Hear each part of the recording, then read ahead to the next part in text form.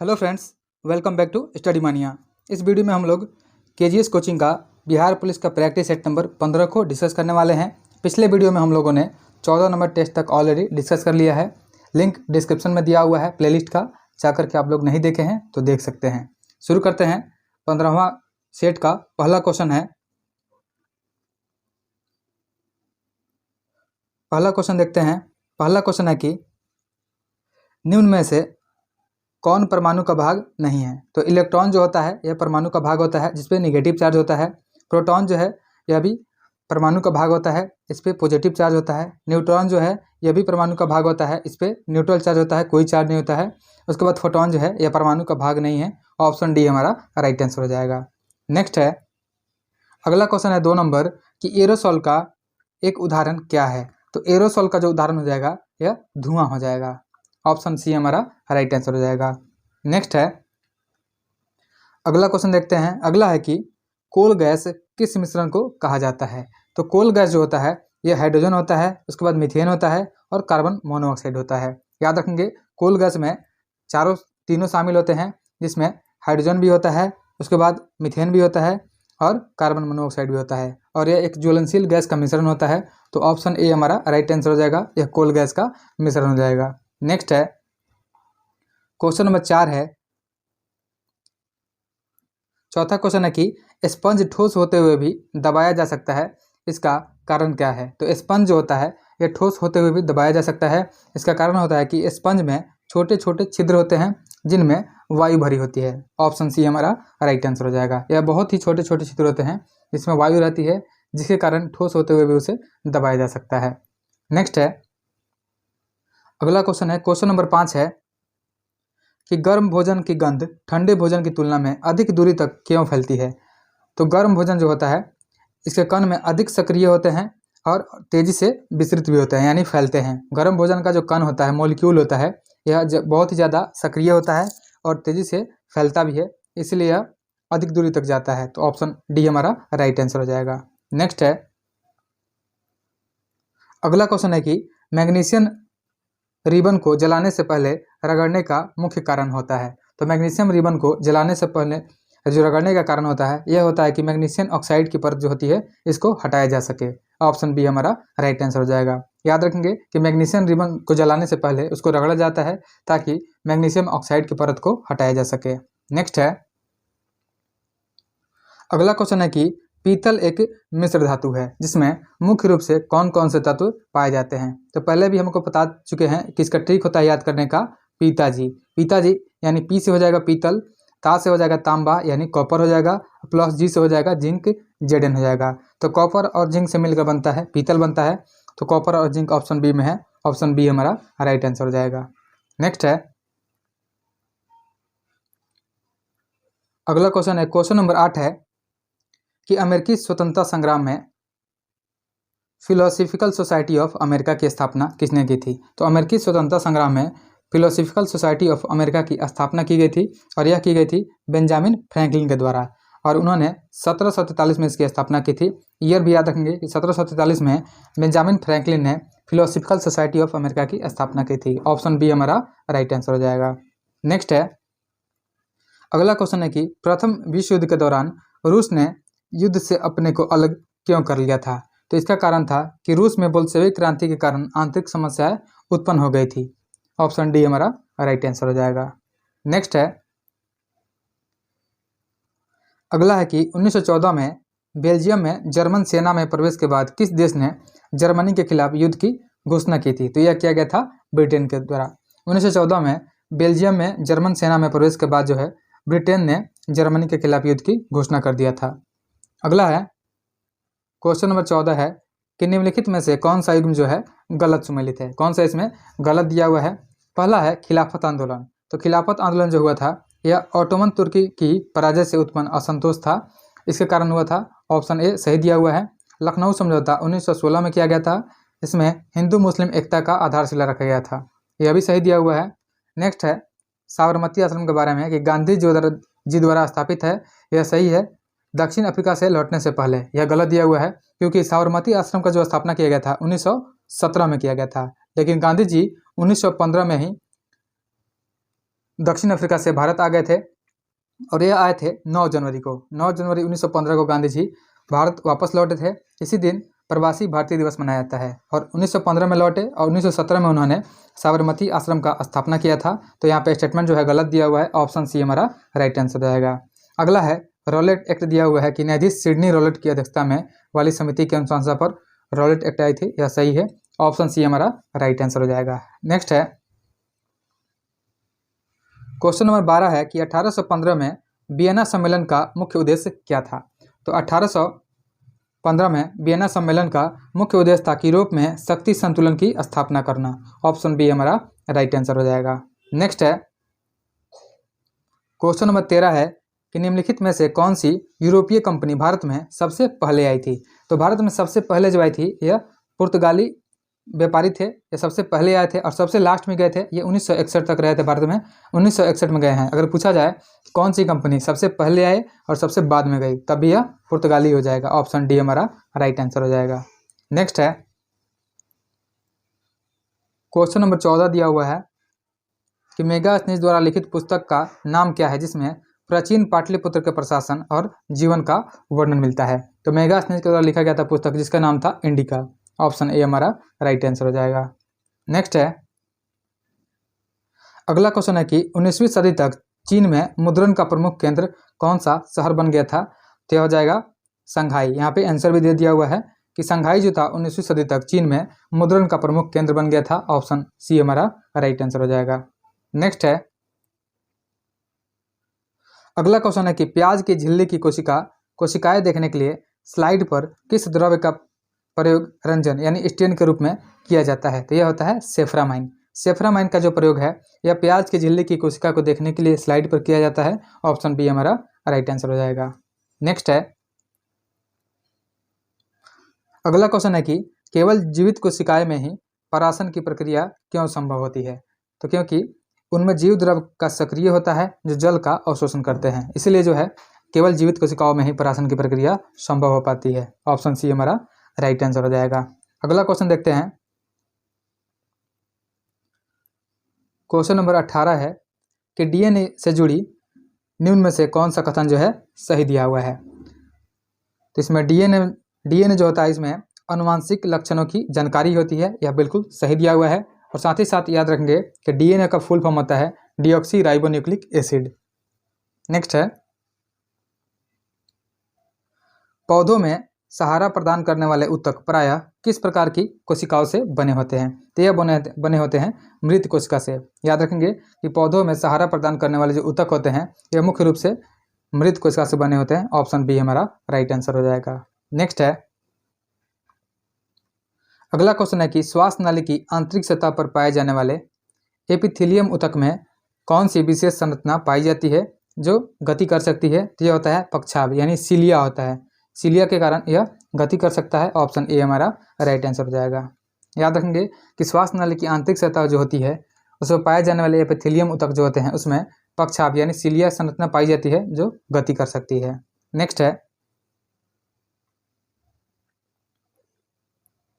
अगला क्वेश्चन है question number 21 है वह एपिथेलियम जो श्वास नाली में पाया जाता है और श्लेष्मा को स्थानांतरित करने में सहायक होता है क्या कहलाता है। इसको बोला जाता है पक्षाम्बी स्तंभाकार एपिथेलियम, ऑप्शन डी हमारा राइट आंसर है। नेक्स्ट है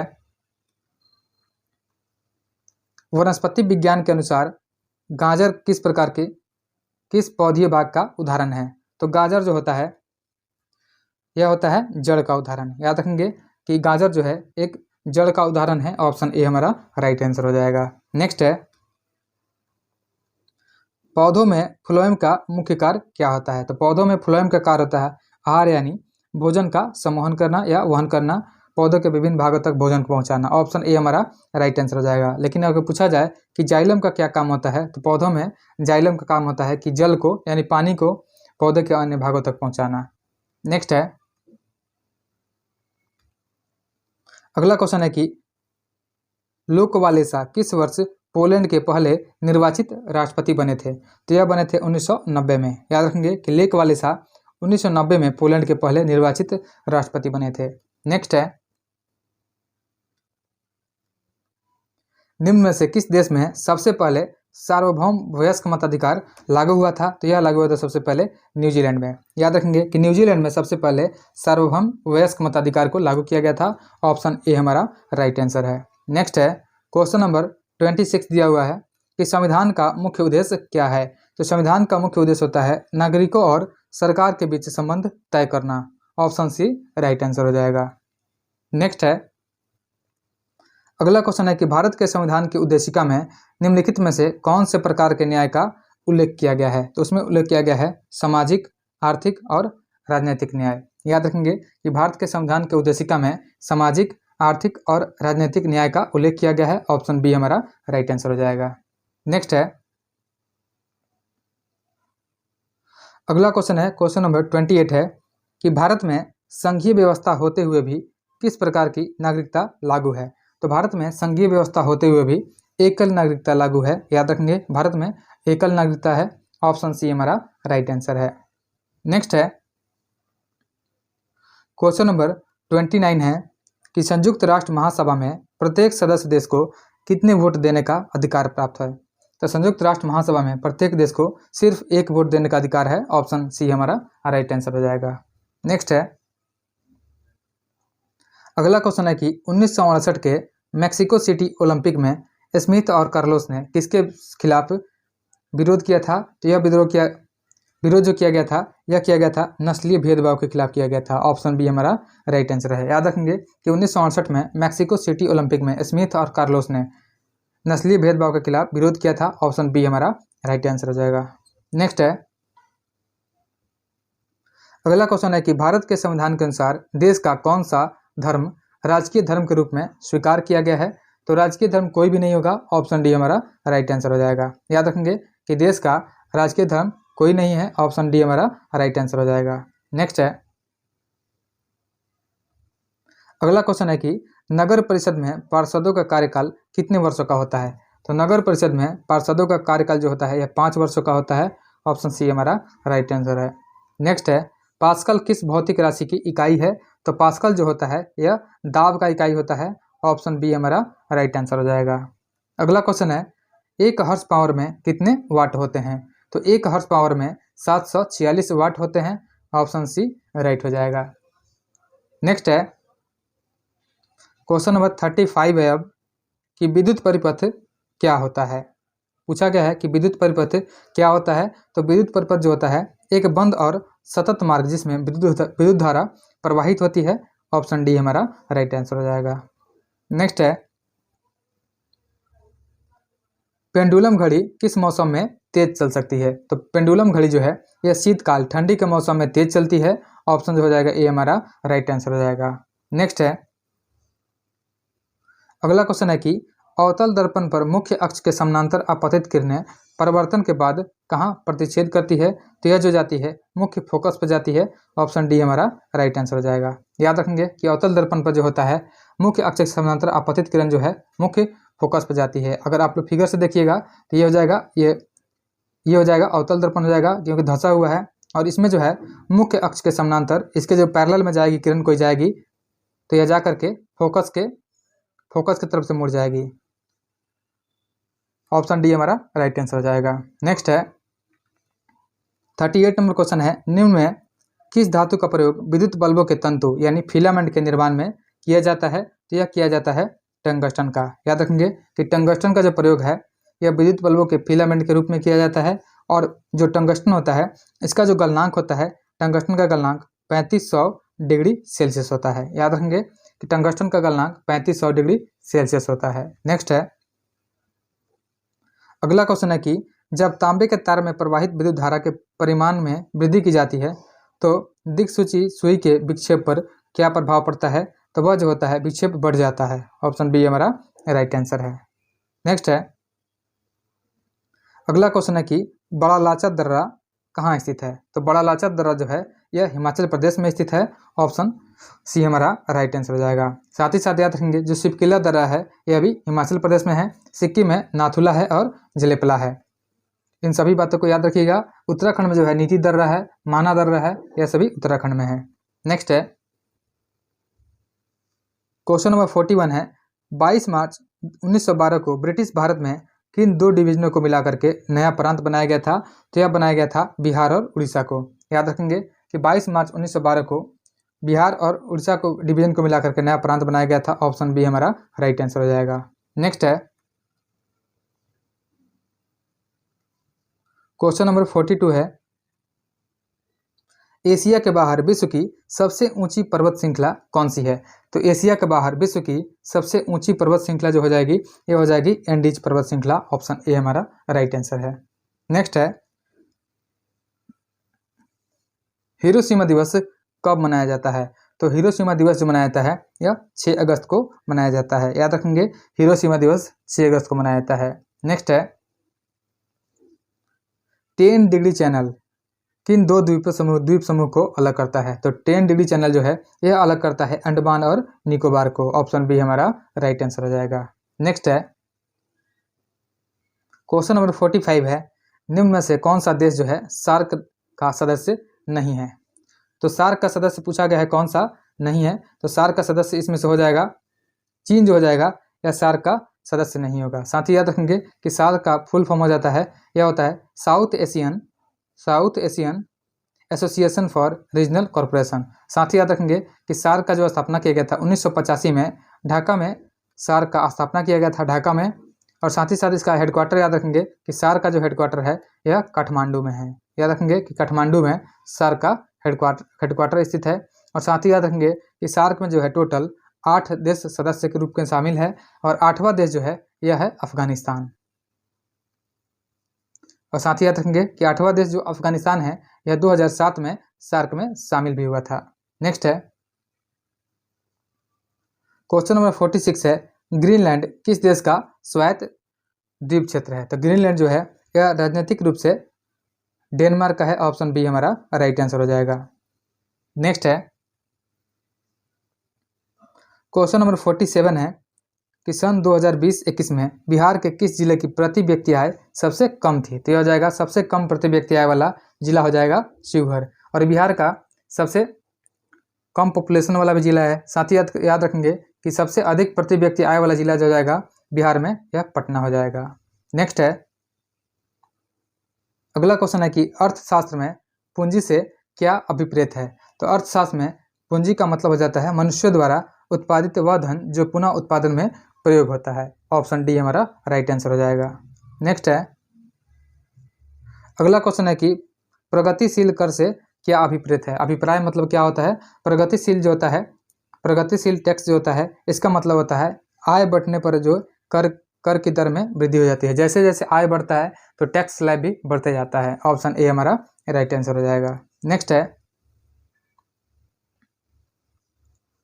अगला क्वेश्चन है क्वेश्चन नंबर 50 है कि औद्योगिक बेरोजगारी का प्रमुख कारण क्या है? औद्योगिक बेरोजगारी का प्रमुख कारण है कि आधुनिक तकनीकों के कारण मानव श्रम की कम आवश्यकता होती है। ऑप्शन सी हमारा राइट आंसर हो जाएगा। इसी को हम लोग आधुनिक बेरोजगारी बोलते हैं। नेक्स्ट है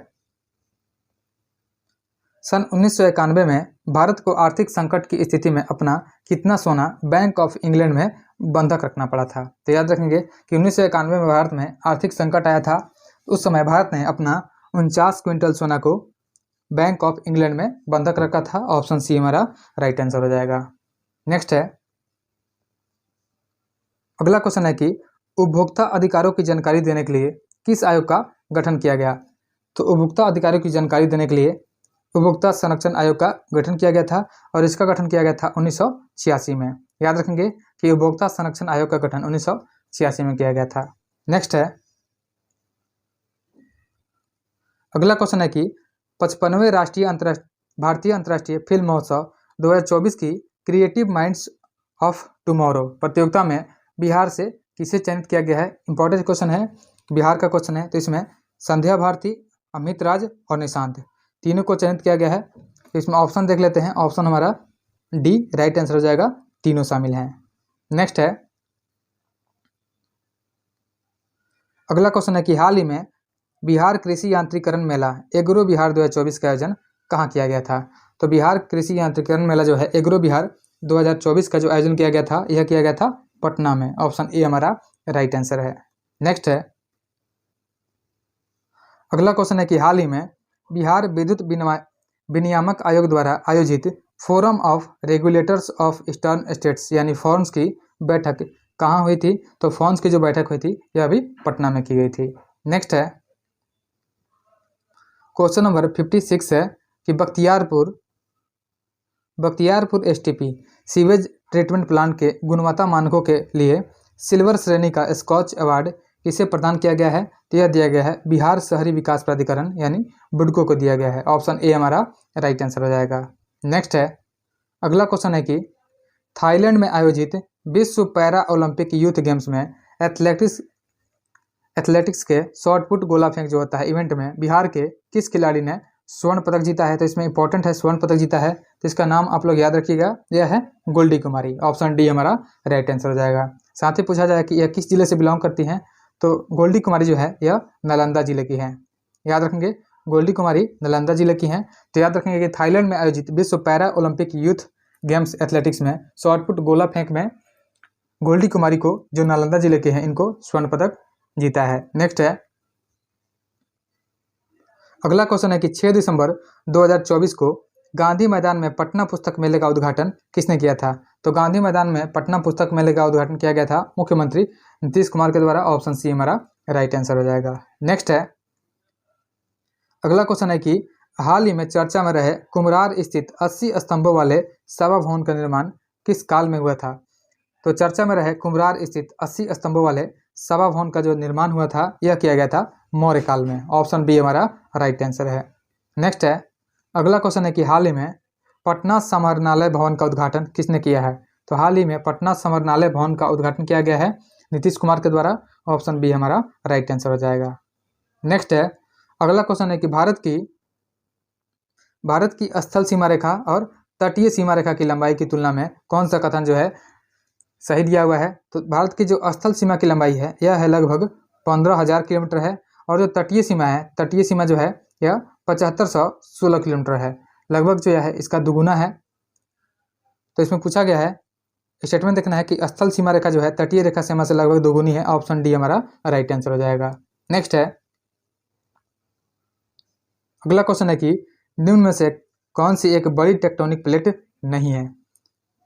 बड़ी टेक्टोनिक प्लेट नहीं है, यह हो जाएगा अरेबियन प्लेट जो हो जाएगा एक बड़ी टेक्टोनिक प्लेट का एग्जांपल नहीं होगा। ऑप्शन बी हमारा राइट आंसर हो जाएगा। नेक्स्ट है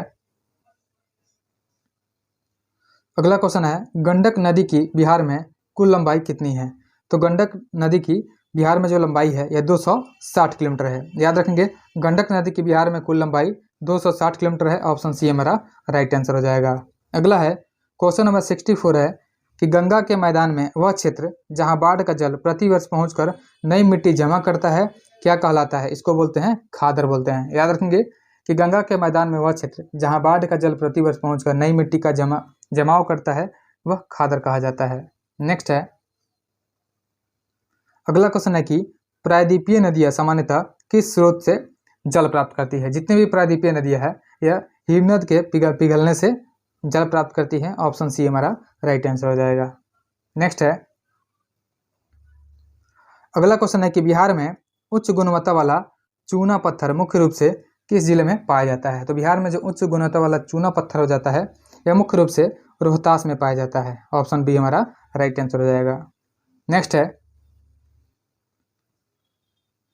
अगला क्वेश्चन है 67 नंबर कि क्योटो सम्मेलन किस वर्ष और किस उद्देश्य से आयोजित किया गया था? तो क्योटो सम्मेलन जो इसका आयोजन किया गया था यह किया गया था 1997 में, और ग्लोबल वार्मिंग से बचाव के लिए इसका आयोजन किया गया था। ऑप्शन बी हमारा राइट आंसर हो जाएगा। नेक्स्ट है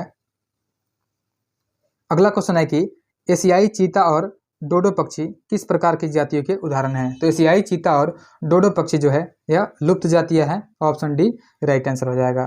नेक्स्ट है अगला क्वेश्चन है केंद्रीय बजट 2025-26 के अनुसार राजकोषीय घाटा सकल घरेलू उत्पाद जीडीपी का कितना प्रतिशत रहने का अनुमान है? तो केंद्रीय बजट जो आया है 2025-26 इसके अनुसार जो है राजकोषीय घाटा जो है सकल घरेलू उत्पाद यानी जीडीपी का 4.4% रहने का अनुमान लगाया गया है। नेक्स्ट है क्वेश्चन नंबर 70 है कि 26 जनवरी 2025 को सेबी ने कौन सी डिजिटल पहल की शुरुआत की है? तो सबसे पहले याद रखेंगे कि सेबी के जो अध्यक्ष हैं अभी यह हैं तुहिंत कांत पांडे। और 26 जनवरी 2025 को सेबी ने एक डिजिटल पहल की शुरुआत की है जिसका नाम है धरोहर भारतीय प्रतिभूति बाजार की मील के पत्थर। ऑप्शन ए हमारा राइट आंसर हो जाएगा। नेक्स्ट है, अगला क्वेश्चन है कि राजकोषीय स्वास्थ्य सूचकांक 2025 यानी फिजिकल हेल्थ इंडेक्स 2025 किस संस्था द्वारा जारी किया गया है? तो यह जारी किया गया है नीति आयोग के द्वारा। और नीति आयोग का जो स्थापना किया गया था यह 1 जनवरी को किया गया था। 1 जनवरी 2015 को नीति आयोग का स्थापना योजना आयोग के स्थान पर किया गया था। नेक्स्ट है, मत्स्य 6000 क्या है? मत्स्य 6000 जो है यह एक मानव संचालित गहरे समुद्र में जाने वाला पनडुब्बी वाहन है। ऑप्शन बी हमारा राइट आंसर हो जाएगा। नेक्स्ट है, अगला क्वेश्चन है कि 2025 में किस भारतीय राज्य ने अपने राज्य की 50वीं वर्षगांठ मनाई है? तो यानी यह जो राज्य बना होगा यह बना होगा 1975 में, तभी 2025 में इन्होंने 50वीं वर्षगांठ मनाई है। तो यह सिक्किम हो जाएगा जो कि भारत का 22वां राज्य बना था और यह 36वां संविधान संशोधन के द्वारा भारत का 22वां राज्य बना था। तो सिक्किम हमारा आंसर होना चाहिए। ऑप्शन बी हमारा राइट आंसर हो जाएगा। नेक्स्ट है, अगला क्वेश्चन है कि चंद्रयान 5 या इसी को बोलते हैं लुपेक्स मिशन, इसमें भारत किस देश के साथ मिलकर के कार्य कर रहा है? तो लुपेक्स मिशन में जो है भारत जापान के साथ मिलकर के काम कर रहा है। ऑप्शन सी राइट आंसर है। नेक्स्ट है, अगला क्वेश्चन है कि हाल ही में डच प्रधानमंत्री के रूप में किसे नियुक्त किया गया है? तो डच प्रधानमंत्री के रूप में नियुक्त किया गया है वाउटर बॉस को। याद रखेंगे, वाउटर बॉस को डच प्रधानमंत्री के रूप में नियुक्त किया गया है। ऑप्शन सी हमारा राइट आंसर हो जाएगा। अगला क्वेश्चन है, इसमें पैराग्राफ को रीड करना है और आंसर जो है यह पैराग्राफ में इसे देना है। तो सबसे पहले आप लोग पैराग्राफ को पढ़ लीजिएगा, उसके बाद जो है क्वेश्चन पे आते हैं। क्वेश्चन नंबर 76 है, why is Jeju province significant in Korea's plastic pollution efforts? तो यह हो जाएगा, it declared a vision to be plastic free by 2040 and introduced a cup deposit system. Option D हमारा राइट आंसर हो जाएगा। और यह जो आंसर है यह पैसेज के अकॉर्डिंग दिया हुआ है, यह खुद से नहीं मारना है आंसर, आपको पैसेज पढ़ लेना है पहले, पैसेज के अकॉर्डिंग ही आंसर होगा। अगला है, what is the meaning of the phrasal verb disposed of as used in the sentence? Sentence में यूज किया गया है डिस्पोज्ड एज ऑफ एज। उसके बाद, Jeju is the only province in the country where household waste must be disposed. यहाँ पे disposed का use किया गया है as the designated recycling support centre. तो इसका जो आंसर हो जाएगा थ्रोन अवे या डिल्ट विथ प्रॉपरली जो हो जाएगा, डिस्पोज का मतलब हो जाएगा यहाँ पे ऑप्शन ए हमारा राइट आंसर हो जाएगा। नेक्स्ट है, क्वेश्चन नंबर 78 है कि translate the following into English. English में इसको ट्रांसलेट करना है। क्वेश्चन है, मैंने आज एक नई किताब पढ़ी। तो इसका ट्रांसलेशन हो जाएगा, I read a new book today. Option C हमारा राइट आंसर हो जाएगा। नेक्स्ट है, क्वेश्चन नंबर 79 है, choose the correct gerund from among the given option. Correct gerund को चूज करना है। तो करेक्ट जिरांड जो हो जाएगा, जिरांड जो होता है सबसे पहले यह भी प्लस ING या भी फॉर्म में रहता है के फॉर्म में रहता है। तो यह हो जाएगा स्टार्टिंग हो जाएगा यहाँ पे। ऑप्शन सी हमारा राइट आंसर हो जाएगा। नेक्स्ट है, अगला क्वेश्चन है कि the following sentence has been split into 4 segment, identify the segment that contains a grammatical error. इसमें ग्रामेटिकल एरर होगा, उसको चूज करना है। इसमें है आइदर माई फादर और माई मदर। तो यहाँ पे आर गोइंग नहीं लगेगा, यह गलत दिया हुआ है। तो ऑप्शन जो है ऑप्शन सी हमारा गलत है। ऑप्शन सी हो जाएगा, आर गोइंग गलत दिया हुआ है। नेक्स्ट है, क्योंकि यहाँ पे आइदर माई फादर लगा हुआ है और माई मदर, यानी इनमें से कोई एक होगा, तो सिर्फ एक के लिए यहाँ पे आर यानी प्लूरल का प्रयोग नहीं किया जाएगा। नेक्स्ट है, क्वेश्चन नंबर है 81, select the option that expresses the given sentence in a passive voice. George Orwell wrote the novel in 1949। इसको पैसिव वॉइस में चेंज करना है। तो ये हमारा हो जाएगा, the novel was written by George Orwell in 1949। Option D हमारा राइट आंसर हो जाएगा। नेक्स्ट है, क्वेश्चन नंबर 82 है, give the correct indirect speech of the following sentence. यहाँ पे डायरेक्ट दिया हुआ है, इसको इनडायरेक्ट स्पीच में चेंज करना है। सबसे पहले है, he said to her please help me with his task, with this task. तो इसका इनडायरेक्ट स्पीच जो हो जाएगा यह हो जाएगा, यानी वह रिक्वेस्ट कर रहा है, he requested her to help him with that task. Option A हमारा राइट आंसर हो जाएगा। नेक्स्ट है क्वेश्चन नंबर 83 है, निम्नलिखित में से कौन भारोपीय परिवार की भाषा नहीं है? भारोपीय परिवार की भाषा नहीं है, यह हो जाएगा मलयालम, यह द्रविडियन भाषा है। ऑप्शन सी हमारा राइट आंसर हो जाएगा। नेक्स्ट है 84 नंबर क्वेश्चन है, ग्राम गीत, ग्राम गीत का मर्म शब्द का अर्थ है। तो इसका हो जाएगा आत्मा हो जाएगा, सार हो जाएगा और रस हो जाएगा, उपरोक्त सभी हो जाएगा। ऑप्शन डी हमारा राइट आंसर हो जाएगा। नेक्स्ट है क्वेश्चन नंबर 85 है कि यमुना का परिवाची है। तो यमुना का परिवाची कालिंदी, सूर्यसुता, भानुजा, सभी हो जाएगा। ऑप्शन डी हमारा राइट आंसर हो जाएगा। नेक्स्ट है क्वेश्चन नंबर 86 है कि गुलाब और बुलबुल किस प्रगतिवाद कवि की रचना है? तो गुलाब और बुलबुल जो है यह रचना है रामविलास शर्मा का, याद रखेंगे, रामविलास शर्मा का रचना है गुलाब और बुलबुल। ऑप्शन डी हमारा राइट आंसर है। नेक्स्ट है अगला क्वेश्चन है कि जैसी बहे बयार पीठ तब तैसी दीजिए, लोकोक्ति का अर्थ है। तो जैसी बहे बयार पीठ तब तैसी दीजिए, इस लोकोक्ति का जो अर्थ हो जाएगा यह हो जाएगा समय का रुख देखकर काम करना चाहिए। ऑप्शन सी हमारा राइट आंसर हो जाएगा। नेक्स्ट है अगला क्वेश्चन है कि भानुदय में कौन सी संधि है? तो भानुदय में संधि हो जाएगा दीर्घ संधि। ऑप्शन हो जाएगा बी हमारा राइट आंसर हो जाएगा। अगला क्वेश्चन है सरकार के सामने सबके मुंह सिले पड़े हैं, इस वाक्य में कौन सी शब्द शक्ति है? तो इसमें जो है लक्षणा शब्द संधि है। ऑप्शन बी हमारा राइट आंसर है। नेक्स्ट है क्वेश्चन नंबर 90 है कि सोरठा के प्रथम चरण में कितनी मात्राएं होती है? तो देखिए सोरठा जो होता है इसका पहला चरण जो होता है और तीसरा चरण होता है, दोनों में जो होती है 11 मात्रा होती है। उसके बाद इसके दूसरे चरण और चौथे चरण में दोनों में जो है 13 मात्राएं होती है। तो यहाँ पूछा गया है कि सोरठा के प्रथम चरण में, तो प्रथम चरण में जो है 11 मात्रा होंगी। ऑप्शन बी हमारा राइट आंसर हो जाएगा। नेक्स्ट है 91 नंबर क्वेश्चन है, निम्नलिखित में से पुल्लिंग शब्द है। तो पुल्लिंग शब्द हो जाएगा यहाँ पे व्यय हो जाएगा। नेक्स्ट है अगला क्वेश्चन है कि नालंदा किनके जन्म और परिनिर्वाण का स्थान रहा है? तो नालंदा जो है यह सारीपुल का जन्म और परिनिर्वाण का स्थान रहा है। ऑप्शन बी हमारा राइट आंसर हो जाएगा। नेक्स्ट है क्वेश्चन नंबर 93 देखते हैं। 93 अब मैथ्स है, आप लोग सोल्व कर लीजिएगा। मैथ्स इजी ही है पर मैथ्स आपको छोड़ना नहीं है, इंपॉर्टेंट टॉपिक है ये। 93 का जो आंसर हो जाएगा ये हो जाएगा 648 cm²। ऑप्शन ए हो जाएगा। उसके बाद है 94 का जो आंसर हो जाएगा ये ऑप्शन डी हो जाएगा।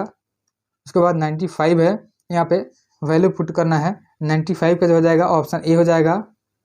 अगला है 96 नंबर, 96 का आंसर ऑप्शन डी हो जाएगा। उसके बाद 97 है, 97 का जो आंसर हो जाएगा ऑप्शन बी हो जाएगा। फिर देखते हैं 98 जो है यह फिगर देख के बनाना है। 98 का जो ऑप्शन हो जाएगा ऑप्शन डी राइट आंसर हो जाएगा।